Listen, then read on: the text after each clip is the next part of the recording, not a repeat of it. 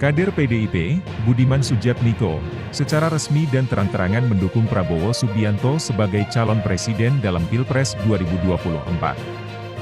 Dukungan ini diungkapkan saat acara deklarasi Prabowo Budiman Bersatu, atau disingkat Prabu di Marina Convention Center, Kota Semarang, Jawa Tengah, pada Jumat tanggal 18 Agustus 2023.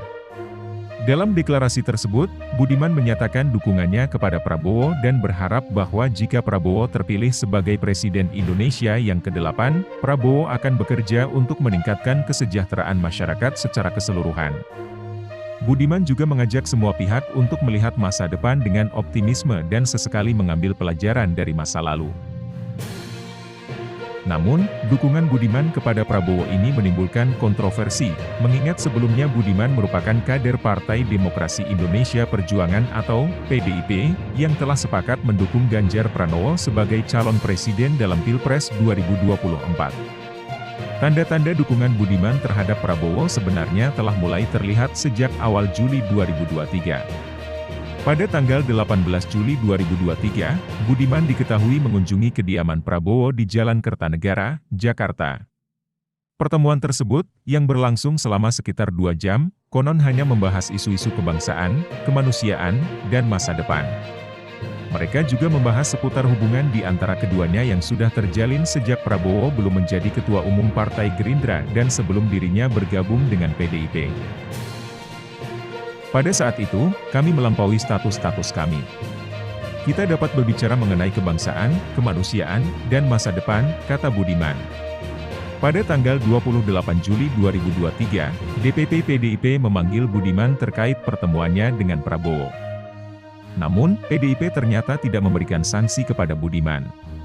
Ketua DPP PDIP Bidang Kehormatan, Komarudin Watubun, menjelaskan bahwa kunjungan Budiman ke rumah pribadi Prabowo bukanlah untuk menyampaikan dukungan dalam Pilpres 2024. Komarudin menjelaskan bahwa Budiman memberitahu padanya bahwa pertemuan tersebut bertujuan untuk melakukan konsolidasi terhadap dua tokoh yang kemungkinan akan maju sebagai calon presiden.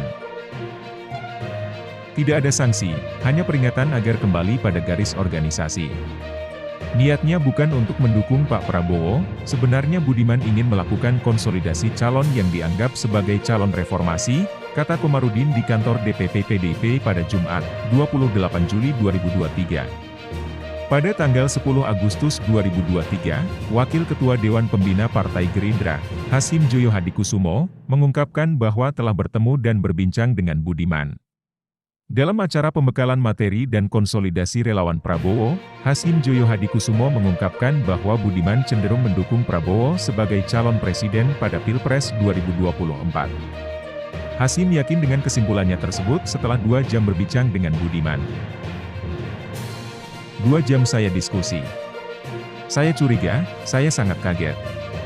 Ini apa benar orang yang namanya Budiman, yang dulu berseberangan dengan Pak Prabowo, mau mendukung Pak Prabowo, kata Hasim pada Kamis, 10 Agustus 2023. Kemudian, pada tanggal 18 Agustus 2023, Budiman secara resmi mendeklarasikan, Prabu, alias, Prabowo Budiman Bersatu, di Marina Convention Center, Kota Semarang, Jawa Tengah. Deklarasi ini menandakan dukungan terbuka dari relawan Prabu kepada Prabowo sebagai calon presiden dalam Pilpres 2024.